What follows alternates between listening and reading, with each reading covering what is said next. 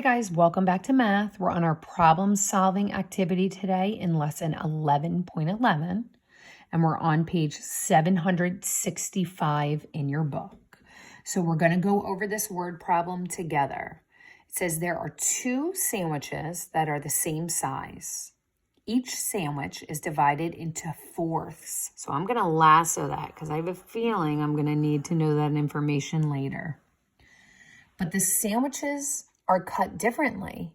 How might the two sandwiches be cut? So we need to think of more than one way to show fourths. So what do I need to find out? And you can see I need to find out how the sandwiches could be cut. So you can trace over that on your own. What information do I need to use? How many sandwiches were there? Let's look back in our problem. There are two sandwiches. Each sandwich is divided into, and we already lassoed that. Each sandwich is divided into fourths. So think about that for a minute. Here are my two sandwiches. These squares represent each sandwich, 1 and sandwich 2. If I want to show fourths, how many equal parts am I going to need for the sandwiches? Fourths.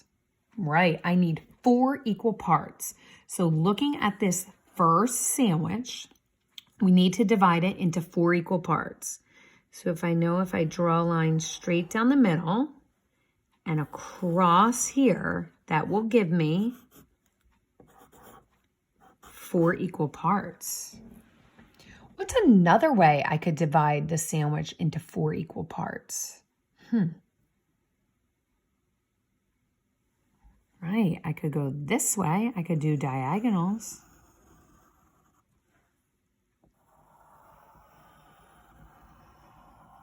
And if I cut the sandwich like that, 1, 2, 3, 4.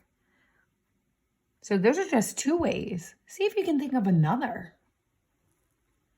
Let's turn over to 766. So on this page, we're going to work on the problem at the top, and then I'm going to have you do the bottom one by yourself. It says Marquise has 2 square sheets of paper that are the same size. You can see here they are right here. Here's the first sheet. Here's the second. He wants to cut each sheet into halves. So let's lasso halves. What are 2 different ways he can cut the sheets of paper? So think about halves. How many equal parts is he going to have when he cuts that sheet of paper if they want us to have halves? Right, halves means 2 equal parts.